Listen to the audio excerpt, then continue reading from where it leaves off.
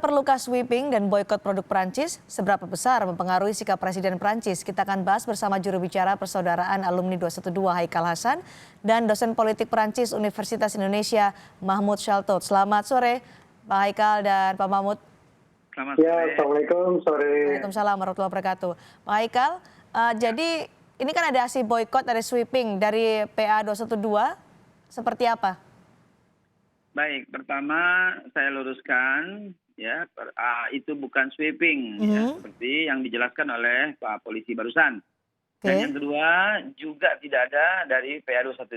Jadi mohon diluruskan, pertama itu bukan sweeping dan kedua bukan dari PA 212. Nah itu yang Oke, jadi sikap PA 212 seperti apa, Pak Haikal? Jelas sikap kami itu adalah menghimbau kepada negara bahwa yang disampaikan Pak Jokowi, selain kita apresiasi tentang kecaman yang dilakukan, juga kita pantau. Ternyata kepala negara di dunia juga melakukan kecaman, terutama kepala negara dengan penduduk yang mayoritas Muslim. Namun nih, catatannya adalah tidak ada perubahan sikap sama sekali yang dilakukan Presiden Prancis. Bahkan seolah menantang dengan mengajak presiden-presiden di Uni Eropa yang lain juga menantang, termasuk Presiden Austria, termasuk Presiden Jerman. Menantang apa maksud Anda, Pak Haikal? Ya, akan tetap mempertahankan kebebasan berpendapat itu. Jadi nggak akan pernah minta maaf pada umat Islam. Nah, kalau ini berarti kecaman yang dilakukan oleh pemerintahan yang mayoritas penduduk yang beragama Islam tidak efektif. Kalau tidak efektif, maka berarti nantinya akan sangat dikhawatirkan negara-negara lain melakukan hal yang sama.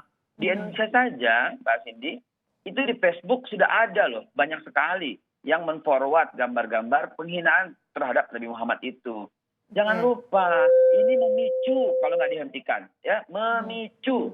Dan kita juga apresiasi pernyataan Presiden Indonesia Pak Jokowi selain mengecam juga mengatakan bahwa ini pemecah belah persatuan. Nah, hentikan. Cara hentikannya gimana? Kalau udah kecaman nggak digubris oleh mereka, ya meningkat dengan memboikot produk. Tapi sekali lagi kami katakan sweeping itu tidak ada dan boikot itu hendaklah dilakukan oleh negara. Dengan cara apa? Satu, bisa tarik duta besarnya. Pulangkan duta besarnya dan menarik duta besar kita yang ada di sana. Dan seterusnya. Jadi banyak action-action yang bisa dilakukan untuk menekan ini. Jadi ingat loh, ini bukan kebebasan loh. PBB pun tidak pernah mengatakan demikian. Bahkan mengatakan bahwa penghinaan terhadap simbol agama ini sebuah kejahatan kemanusiaan. Baik, Pak Haikal. Pak Mahmoud, apakah dengan memboikot produk-produk Prancis masuk ke Indonesia efektif untuk bisa menekan Presiden Prancis Emmanuel Macron? Ya, terima kasih Mbak. Pertama, memang seperti yang disampaikan oleh Mbak Haikal, ya, saya lebih suka manggil beliau Habib lah ini. Habib Haikal. Habib Haikal ini pertama memang kalau dilihat dari perdagangan tidak efektif. Karena bicara secara ekonomi Indonesia, misal perdagangan ya, misalnya ngomong tentang perdagangan Indonesia buat Prancis itu cuman 1,2% dari total perdagangan Prancis ya. Itu jauh lebih kecil dibandingkan Turki yang cuma 1,71. Terus kedua, misalnya boikot dan sebagainya, ini juga harus dilihat. Misalnya bahwa perdagangan, misalnya ngomong tentang perdagangan terbesar Prancis ke Indonesia itu sebenarnya tidak tercatat di perdagangan biasa. Misalnya kalau mau buka-bukaan itu misil, persenjataan satu. Terus yang kedua adalah terbesar ya, misalnya kalau kita lihat dari UN Comtrade itu paling terbesar itu justru pesawat terbang. Misalnya betul kita mau boikot pesawat terbang itu 7,79 perdagangan Prancis ke Indonesia. Misal kemudian dari 1,2 itu di zoom lagi 7,79-nya terbesar, part terbesar ke Indonesia itu maskapai penerbangan pesawat. Nah, misalnya pesawat kalau kemudian diboikot, pertanyaan pertama, utang kita ke Airbus sudah lunas belum? Satu itu. Terus yang kedua, misalnya kita ganti dari Airbus ke Boeing, pertanyaannya, masalahnya kan mencetak pilot itu tidak langsung otomatis, satu. Terus yang kedua, beli pesawat itu kan nggak seperti beli roti bakar atau martabak gitu ya, Beb ya. Nggak bisa mesen GoFood terus hari ini langsung nyampe, kan nggak bisa, satu. Terus yang kemudian duitnya harus kan paling nggak kita harus inden nih. Kalau inden pertanyaannya sampai berapa lama? Kalau misalnya kita lihat data terakhir perekonomian Indonesia sudah mulai masuk resesi. Wabil khusus misalnya bicara tentang pariwisata, kita sudah minus pariwisatanya lebih dari 80%. Nah, misalnya kita mau hold pesawat aja nih, nggak usah banyak-banyak. Hold misalnya pesawat terbang ya, misalnya kemudian kita nggak punya pesawat terbang lagi, ini gimana? Pertanyaan itu, sampai berapa lama kita bisa nahan nunggu pesawat Boeing atau pesawat buatan Cina atau pesawat buatan Rusia nyampe?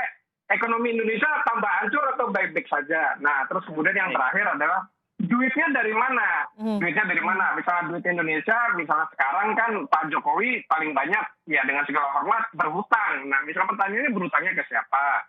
Berhutangnya ke Cina. Misalnya kan Habib Haikal ini sebenarnya cukup teriak kenceng lah tentang kemandirian negara ini kan, tentang agar kita jangan terlalu banyak berhutang dan sebagainya. Nah, kalau misalnya kemudian kita boykot dan terjebak dalam jebakan yang lain, itu kan agak beresiko itu. Nah, itu dari konteks ekonomi. Terus kemudian kalau kita lihat dari konteks Perancisnya sendiri ya, misalnya pernyataan dari para imam masjid besar di Perancis, wabil khusus Grand Mosquée de Paris dan sebagainya, mereka menyatakan bahwa notre condamnation des appels injustifiés au boycott des produits français, artinya adalah kami mengutuk pada seruan boykot yang tidak terjustifikasi terhadap produk-produk Prancis. Menurut beliau itu para hafiz, ada Samsudin Al-Hafiz, beliau seorang hafiz di Imam Masjid Paris, ada Imam Masjid Bordeaux dan seterusnya. Itu beliau menyebutkan bahwa les médias en France étaient libres responsable politik. Konteksnya ini tidak peduli terkait politik karena beliau menekankan sebetulnya pidato Macron itu ada sindiran-sindiran dengan rivalnya partai ekstrim kanan namanya Marine Le Pen. Tapi dia kan nggak berani nyebut nama, Beb ya. Kalau misalnya berani nyebut nama Le Pen, nah itu kemudian kan agak bermasalah. Nah, dia cuma ngomong jangan sampai terkait laicity dan sebagainya itu dipakai sebagai jebakan Batman. Les extreme. Untuk apa? Untuk menjustifikasi, menstigmatisasi, menyalah-nyalahkan umat Islam. Baik Pak Mahmud. Ya, gitu. Jadi tidak efektif nih kalau misalnya minta pemerintah juga untuk memboikot produk Prancis ke Indonesia, Pak Haikal. Yang disampaikan oleh Pak Mahfud betul ya, dalam skala ekonomi itu sedikit kecil ya. Dan kalau dihubungkan dengan pesawat itu belum signifikan lah ya dengan kasus yang sedang kita bahas. Jadi begini, kalau kita ngeliatnya gini, apapun yang terjadi, si Prancis ini tidak melakukan efek jerah. Kalau ini didiamkan, maka akan terjadi lagi, percaya deh, akan terjadi lagi loh. Jangankan di skala itu, coba deh, kan kita kan saya punya komunitas, teman-teman di Jerman, teman-teman di Prancis juga ada, di Swiss juga ada, di Australia, di Amerika juga sahabat-sahabat juga banyak. Ternyata tuh mereka tuh tetap aja berani aja melakukan pelecehan. Itu. Jadi lihatnya tuh bagaimana cara upaya menghentikan pelecehan itu. Ada efek jeraknya. Sekarang gini, ya. Kalau di Indonesia dihitung tidak efektif, ya semua sepakat. Apalagi dengan penjelasan Dr. Mahfud Sahtut ini luar biasa, jelas sekali.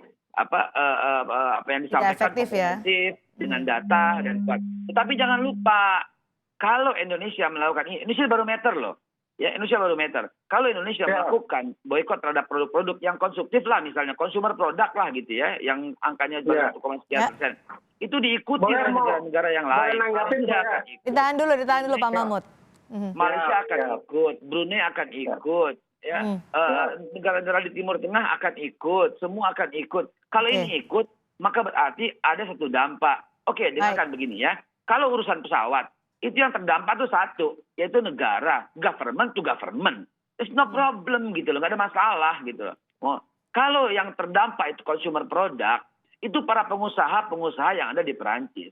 Sekarang gini, kalau para pengusaha-pengusaha itu terdampak, maka artinya apa? Artinya mereka akan melakukan protes bahwa mereka nggak bisa dagang ke luar negeri. Oke, baik. Kalau mereka nggak bisa dagang ke luar negeri, protes ini berlanjut dengan apa? Dengan protes internal di dalam negeri mereka. Baik, yang Pak Haikal. menuntut Kami sudah gitu. menangkap poin yang Anda sampaikan. Nanti saya akan berikan kesempatan kepada Pak Mahmud untuk menanggapi pendapat Anda terkait boykot consumer goods atau barang-barang retail dari Prancis di Indonesia. Nanti akan menular ke negara-negara lain selepas jeda di Kompas Petang.